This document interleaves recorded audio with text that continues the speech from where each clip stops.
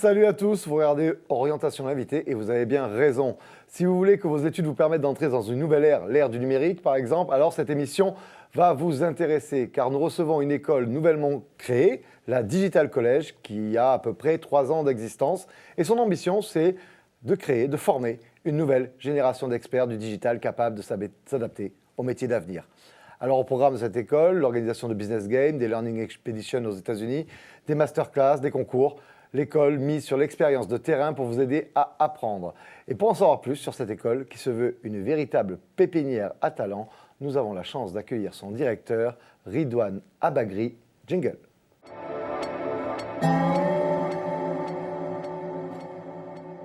Ridwan, bonjour. Bonjour Alexandre. Merci beaucoup d'avoir accepté notre invitation. Merci de m'avoir invité. Alors, on va faire un petit exercice de com. Est-ce que vous pouvez me pitcher Digital College en 1 minute? Bien sûr. Alors Digital College, c'est une école qui forme au métier de demain, donc une école essentiellement en alternance. Nous formons du post-bac au bac plus 5 sur différentes filières, donc filière digitale, marketing digital, communication digitale et aussi design.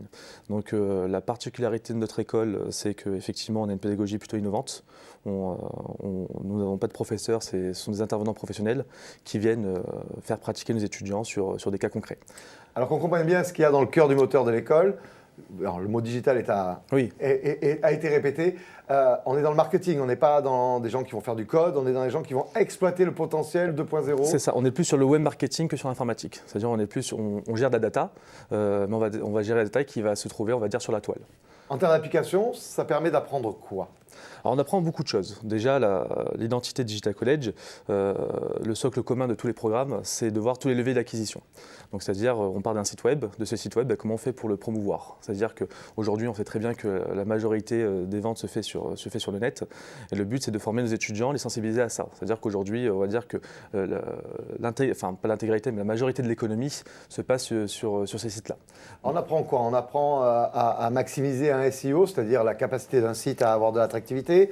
Vous travaillez sur la performance d'action sur les réseaux sociaux, c'est ça qui va être en jeu? Alors sur ça, on est plutôt sur une vision à 360. Effectivement, il y a le levier du référencement, donc on va faire du SEO, du SIA, du SIM, enfin, on va voir vraiment tous ces leviers-là. On va faire du référencement payant. On va aller sur des leviers encore plus pointus comme la programmatique. Donc on va apprendre à acheter les meilleurs espaces médias, à trouver, on va dire, les clics les moins chers possibles. On va aussi faire de l'acquisition sur les réseaux sociaux. Donc c'est pour ça qu'en termes de leviers, on va vraiment exploiter tous les leviers qui existent sur le web. C'est une école de geeks? C'est pas une école de geek, c'est une école de geek sérieux. C'est-à-dire que contrairement à Google où on disait pas besoin d'être en costard pour être sérieux, nous on dit on peut être sérieux mais en costard aussi. Alors vous l'avez dit en introduction, il y a plusieurs niveaux de diplomation. Vous avez une formation qui sort à bac plus 3, oui. Une formation qui finit à bac plus 5. C'est ça. Est-ce qu'on peut connaître les différences entre les deux? Alors la grande différence, elle se fait on va dire surtout sur l'opérationnel. C'est-à-dire que l'essentiel du bac plus 3, c'est de former des opérationnels. C'est-à-dire une entreprise qui va vouloir chercher un chargé d'acquisition, un chargé des réseaux sociaux, enfin un community manager ou un social media manager, le bac plus 3 suffit largement. C'est-à-dire qu'on va apprendre, on va dire, toutes les techniques qui existent, mais on va les faire on va les mettre les mains dans la mouise. Voilà, aujourd'hui, on ne devient pas webmaster, on ne cherche pas des webmasters chez vous, on cherche des gens... On ne cherche pas des webmasters, même si sur certaines filières on en forme. C'est-à-dire on leur apprend à créer un site web, parce que vu qu'ils vont gérer quand même des projets digitaux, lorsqu'ils connaissent les métiers, lorsqu'on connaît les métiers, on va dire, de nos collaborateurs, on les manage plus facilement. Et c'est vrai qu'aujourd'hui, même si on est une école du digital, on est aussi indirectement une école de management. C'est un peu notre objectif. Donc c'est pour former, là, pour le coup, des community managers? En fait, c'est vrai qu'on forme beaucoup de community managers, mais c'est vrai qu'aujourd'hui, ce qui ressort le plus par rapport à notre insertion, c'est beaucoup de chefs de projet digitaux. C'est-à-dire on cherche beaucoup de chefs de projet à 360. Mais aujourd'hui, c'est vrai que l'acquisition, le e-commerce, tout va dépendre des tendances de l'année. Nous, ce qu'il faut savoir, c'est que Digital College, contrairement à notre école, on ne va pas rester figé chaque année. Chaque année, on va remettre en question nos programmes, on va remettre en question, on va observer les nouveaux métiers qui apparaissent et on va adapter nos programmes par rapport à ça. Alors le deuxième étage de la fusée, c'est le bac plus 5. Et qu'est-ce qu'il y a de plus dans les 2 ans qui séparent le bac plus 3 du bac plus 5? Alors déjà, le bac plus 5, comme son nom l'indique, on est sur un niveau de maîtrise. Ce qu'il faut savoir, c'est qu'il y a 3 choses à retenir. La première chose, c'est que déjà, on va toujours voir cette partie opérationnelle qui est très importante, parce que les techniques évoluent très vite. Il ne faut pas oublier aujourd'hui que même si on forme au métier de demain, on forme aussi au métier d'aujourd'hui. Et on sait très bien qu'en 2030, plus de 50% des métiers vont évoluer, voire changer, voire disparaître. Donc nous, on prend cette problématique en compte. Donc la première chose, c'est la stratégie digitale. Donc ça, on fait en sorte que les étudiants ils arrivent à avoir la vision d'un grand groupe, la vision d'une start-up, la vision aussi d'une petite TPE ou d'une PME, pour pouvoir dire voilà, comment je décline les stratégies. C'est-à-dire, est-ce que je vais mettre la même stratégie digitale pour un grand groupe, pour une start-up ou pour une PME? La réponse est bien évidemment non, même s'il y a des similitudes. La deuxième chose, c'est la gestion de projet. Donc la gestion de projet, on aborde l'agilité en master, parce que l'agilité reste quand même une chose très importante. Et aujourd'hui, dans les startups, on est tous passés en mode agile. Les grands groupes ont commencé à s'y mettre aussi, donc cette compétence est de plus en plus recherchée. Donc la gestion de projet traditionnelle ne suffit plus aujourd'hui, en tout cas dans l'écosystème numérique. Et la troisième chose que j'ai dit en tout premier, c'est l'opérationnel. Donc il faut bien comprendre, voilà, on a stratégie digitale, gestion de projet, opérationnel. Alors ça, c'est le grand mot, c'est que les étudiants mettent les mains dans le cambouis et font beaucoup de choses par eux-mêmes, avec notamment des learning expeditions, des business games. C'est ça. Alors, c'est vrai qu'on a une pédagogie à plusieurs vitesses. Déjà, ils participent à des concours, donc des business games, donc pour se mesurer aux autres écoles. C'est un peu sur le format hackathon, le format américain. Donc nous, on passe par Agorize qui édite énormément de concours d'entreprises. C'est vrai que pour l'instant, on a gagné beaucoup de concours. C'est-à-dire, ça fait 3 ans qu'on existe, on a déjà gagné 3 concours. Donc et là, on est en phase d'arriver en finale de nouveaux concours. C'est des concours qui sont sur quoi? En fait, en général, on a gagné le premier concours chez Appen. On devait établir la stratégie digitale. Donc 3 étudiants ont gagné même 5 000 € à l'issue de ce concours. Ce sont des cas donnés par les entreprises. Ce sont des cas donnés par l'entreprise. C'est-à-dire ils vont pitcher après devant les top managers. C'est très formateur, ça. C'est très très formateur. Parce que par exemple, pour prendre le cas d'Appen, il y avait le PDG d'Appen qui était là, il y avait le directeur marketing et le directeur, on va dire, com qui étaient présents. Et c'est vrai que pour eux, c'est professionnel de pitcher, on va dire, devant ceux qui bâtissent le digital aujourd'hui en tout cas. Et qui peuvent les employer. Donc il y a une partie internationale donc, dans le cursus. Oui. Alors, on a un programme 100% en anglais, donc ça c'est pour ceux qui souhaitent devenir des country managers ou partir, on va dire, dans une aventure internationale. Mais c'est vrai qu'on accueille beaucoup d'étrangers, mais surtout, ce qu'il faut savoir, c'est qu'on a nos Learning Expeditions. La Learning Expedition, on en fait 3. On en fait une en Miami en Bac+2, une à New York en Bac+3, et surtout, le summum de la Learning Expedition à la Silicon Valley en Bac+5. Vous n'allez pas aussi US Non, à Las Vegas, non. On y va pour notre veille, mais les étudiants, ils n'en vont pas là-bas. Parce qu'il y en a certains qui vont avec leur entreprise déjà, parce qu'ils sont mobilisés pour cet événement-là, mais nous, on reste dans le berceau du digital. Et pendant une semaine, durant cette learning expédition, ils vont pitcher, ils vont voir les top managers, ils vont avoir une formation sur place qui va être enrichissante pour eux. Et surtout, c'est aussi un voyage d'inspiration avant, on va dire, l'entrée pour eux dans la vie active. Allez, on va essayer d'en savoir encore un peu plus sur l'école grâce à la deuxième partie de l'émission qui s'appelle La foire aux questions. Jingle. Alors, Ridouane, le principe est simple, je vais vous poser des questions directes et vous allez me répondre également directement. Qui est éligible pour entrer dans la Digital College?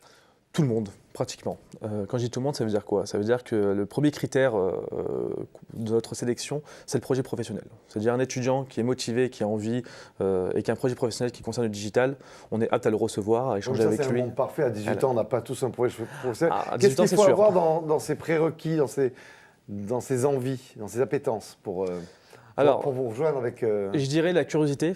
Surtout, la curiosité, parce qu'aujourd'hui, il faut être curieux dans le digital, parce que même les top managers découvrent, on va dire, des nouvelles choses. Aujourd'hui, c'est vrai que contrairement à une filière marketing, une filière, on va dire, classique, les étudiants sont un peu perdus. C'est-à-dire un digital, c'est un mot magique, ils ne savent pas vraiment ce que c'est. Encore plus pour quelqu'un qui a 18 ans. C'est-à-dire que c'est vrai qu'ils préfèrent en général s'orienter vers une filière plus traditionnelle. On commence à avoir des étudiants qui commencent à se dire, dès le bac, on veut faire un carré dans le digital, on veut faire un carré dans la com ou le marketing. Donc, ces étudiants-là sont les bienvenus. Mais après, c'est vrai qu'aujourd'hui, on a un carrefour d'idées, en tout cas pour les étudiants, parce que c'est vrai qu'ils sont un peu, en termes d'orientation, ils sont un peu perdus.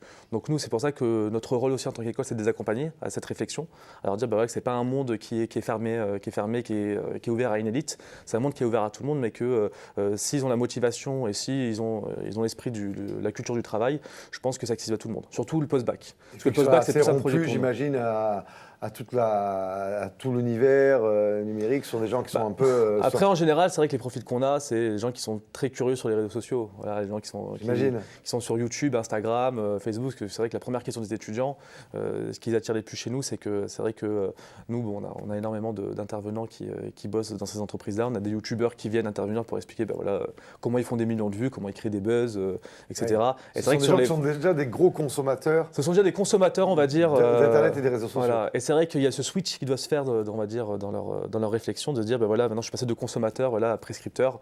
Donc ça, on va dire, on est encore dans une période d'éducation. Comment vous sélectionnez vos étudiants? Alors, ils sélectionnent sur dossier et entretien de motivation. C'est-à-dire, voilà, ils viennent à l'école, dossier assez classique. Ils ont eu leur bac, ils ont eu leur BTS, ils ont eu leur licence. Donc ça, c'est le prérequis, on va dire, un peu traditionnel. Et après, ça va se faire sur entretien de motivation, sur différents critères, et après sur un mini-concours. Plus de 90% font la formation en alternance. Oui. Comment ça se passe quand on a 18 ans qu'il faut trouver une boîte? Alors, c'est vrai que nous, l'alternance est plus présente sur le bac plus 3 et le bac plus 5. C'est vrai que lorsqu'il arrive chez nous en bac plus 1, l'alternance, on est plus sur du 50-50 à peu près. Mais c'est vrai qu'en général, les personnes qui trouvent plus facilement l'alternance, c'est comme vous l'avez dit, des gens qui ont déjà cette appétence-là. Mais est-ce que vous aidez, vous, à trouver les boîtes? Nous, on aide, bien sûr, on accompagne de A à Z. Hein. C'est-à-dire qu'à partir du moment où ils rentrent chez nous, nous, on a un process d'accompagnement. Voilà, on leur fait faire un bootcamp. On les accompagne à faire leur CV, simulation d'entretien de recrutement. On envoie les CV à toutes les entreprises partenaires. Donc on essaie de multiplier leurs chances d'avoir d'entretien. Ça marche très bien, oui. Est-ce qu'il n'y a pas beaucoup de gens qui restent sur le carreau parce qu'ils n'ont pas de boîte et qui voulaient faire l'alternance? Alors ça, c'est plus on monte dans la filière, moins il y a de gens sur le carreau. Parce que c'est vrai qu'aujourd'hui, comme le marché de l'emploi le veut, le digital, on l'a pratiquement sur 2 offres d'emploi sur 3. Donc on va dire c'est assez facile d'avoir des postes. Après, par contre, c'est vrai que c'est un travail de notre part et un travail de l'étudiant. C'est un travail en collaboration qu'on fait avec eux pour pouvoir qu'ils aient le bon comportement, en tout cas pour trouver le plus rapidement possible. Et quelles sont les entreprises clés proches de l'école? Alors nous aujourd'hui, certaines entreprises, on a des étudiants chez France Télévisions, MAPI, Total, Engie. On a aussi des startups, type Agorize, etc. Après, il y en a qui sont dans des PME plus classiques, parce que c'est vrai que pour la PME, l'étudiant est un peu la clé de voûte du digital. Voilà, ils font leur transformation en commençant on va prendre l'étudiant, c'est lui qui va nous lancer le cap digital. Donc c'est pour ça que selon l'entreprise, c'est une philosophie différente aussi. Hein. Mais c'est vrai que là, on a à peu près, on va dire, c'est à peu près équilibré sur ça. Mais c'est vrai que le grand groupe reste quand même le plus gros consommateur, on va dire, d'alternants. Ok, on va passer à la troisième partie de l'émission. Ça s'appelle la question qui tue. Jingle.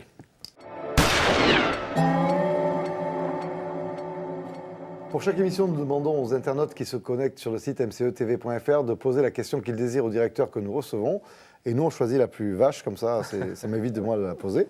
La question que nous avons retenue pour vous est la suivante. Choisir une école nouvellement créée dans un domaine complètement nouveau, n'est-ce pas un risque pour son avenir? Alors oui, bien sûr, c'est un risque pour tout le monde, mais il faut savoir que le monde aujourd'hui appartient aux gens courageux. Et aujourd'hui, même si c'est une école nouvellement créée, on fait partie d'un groupe qui est le Collège de Paris, où c'est notre métier depuis plus de 30 ans. Donc ça veut dire que même si c'est une nouvelle école, c'est pas un groupe qui est nouveau et l'éducation reste quand même notre métier. Et c'est juste que parce qu'on voulait faire du digital, on a créé une nouvelle école qui est dédiée à ça. Et est-ce qu'on peut être confiant sur son avenir en rejoignant le Digital College? Aujourd'hui, les chiffres parlent d'eux-mêmes, c'est-à-dire qu'on est à 100% d'insertion, c'est-à-dire tous les étudiants qui sont passés par chez nous aujourd'hui sont placés en entreprise, c'est-à-dire ont tous un métier. Et surtout aujourd'hui, on a une rémunération qui est au-dessus de la moyenne nationale. Donc aujourd'hui, les rémunérations qu'on a sur des profils Bac plus 5 voisinent 38 à 40 K. Donc là, on a la réponse à la question. On va passer à la dernière partie de l'émission, ça s'appelle 30 secondes pour convaincre. Jingle. Ridwan, je vais vous laisser le plateau pour 30 secondes, afin que vous nous expliquiez en quoi Digital College est une belle opportunité pour faire des études. Mais au bout de 30 secondes, un gong vous coupera et je vous couperai également la parole. C'est à vous. Ok, alors, si vous voulez venir chez Digital College, si vous cherchez une école qui propose de l'alternance, qui propose une pédagogie innovante, qui permet d'exploiter votre créativité et de vous former au métier de demain, Digital College, on va dire, est l'école Place to Be. Et en plus, elle vous permettra non seulement de vous faire un nouveau réseau, parce que dans une école de commerce, on se fait aussi son réseau, et surtout, on va dire, des nouvelles perspectives d'avenir dans votre carrière professionnelle. Parfait, on n'a même pas entendu le gong. Voilà. Dans le timing, nickel. Merci beaucoup. Merci. C'était très sympa de découvrir cette nouvelle école avec vous. Merci. Merci beaucoup. Et quant à moi, il me reste à vous dire à très vite pour une nouvelle émission d'orientation à l'invité avec une nouvelle école. Bye bye. Ciao.